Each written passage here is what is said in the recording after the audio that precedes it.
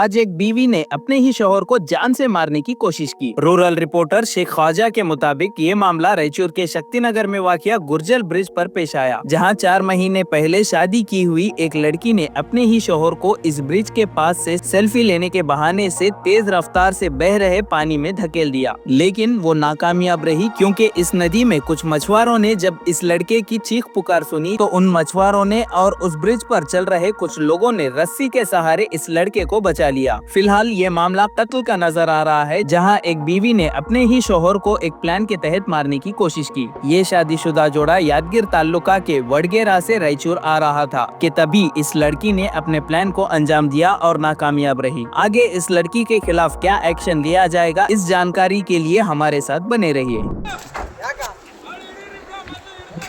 ಯಾಕೇನಾಯ್ತು?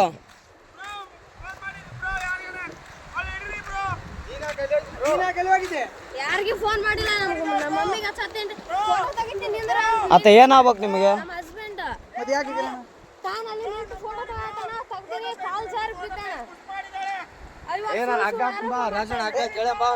ಅಲ್ಲೋ ಅಣ್ಣ, ಇಲ್ಲಿ ಕೇಳು ಮ್ಯಾಟ್ರ್ ಒಂದ್ ಸ್ವಲ್ಪ ಕೇಳು. ಫೋಟೋ ತೆಗಿ ಆಕಿನೇ ದೂಕಿರೋದು.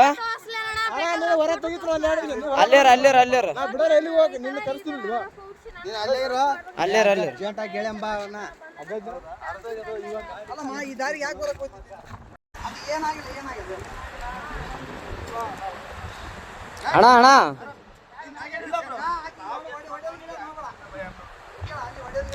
ಹೊಡೆಯ ಗಿಡದ್ ಮಾಡಬೇಡ ಅಣ್ಣ.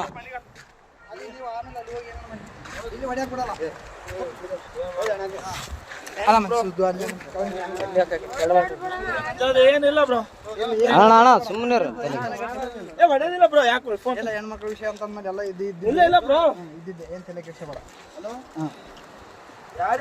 ಏನೇನು ಅಲ್ಲ ಅಣ್ಣ, ಹೆಂಗ್ ಬಿದ್ದಣ್ಣ ಆ ಕಡೆ? ನಂಬಿಕೆ ಇದ್ರು ಬ್ರೋ. ಹೆಂಗ್ ಬಿದ್ದೆ? ಯಾಕೆ ದೂಕಿದ್ರ ನೀನ್ ಹೇಗಿರ್ದೆ? ಅಕ್ಕೇನೆ ದೂಕ್ಯ ಬ್ರೋ. ಫೋಟೋ ಐತಿ ನಿಂತೀವಿ ನಾವಲ್ಲೇ ಯಾವತ್ತು ನಿಂದ್ರಕ್ ನಿಂದ್ರು ಅಂದು. ಫೋಟೋ ತೆಗೆದು ನೋಡಲ್ಲಿ ಅಲ್ಲ ನೀನು ವೈಫು ನಾನು ಹೊಸ್ತಾಗಿ ಒಂದು ಸೆಲ್ಫಿ ಇಳಂದ್ರೆ ಒಲ್ಲೆ ಅಂದು. ಅಲ್ಲ ನಾನು ಹೇಳ್ತಿ ಕೇಳೋ, ಫೋಟೋ ನನಗೆ ಈಗ ಅರು ಬಂತು, ನಿಮ್ಗೆ ಹೇಳಲ್ಲ ಎಲ್ಲರಿಗೆ ಹಚ್ಚೇಬಿಟ್ಟ ಬಿದ್ದಾನಂತ ನೋಡ್ರಿ. ಎಷ್ಟು ವಿಷಯ. ಹಲೋ ಅಣ್ಣ, ಏನು ದಬ್ಬಿ ಕೊಲ್ಲಕ್ ಮಾಡ ಅಷ್ಟೇ, ಏನಾಗಿಲ್ಲ. ಕಚ್ಚಮ್ಮ ಇನ್ಯಾರು ಪುಣ್ಯಾತ್ಮಗಿತ್ತಿ ಉಳಿದಿದೆ ಅಷ್ಟು. ಅಣ್ಣ ಇನ್ನೊಂದು ಅಬ್ಸರ್ವ್ ಮಾಡಿ ಏನ್ ಅಬ್ಸರ್ವ್ ಮಾಡಿದ್ರಿ ಅಣ್ಣ? ಇಲ್ಲ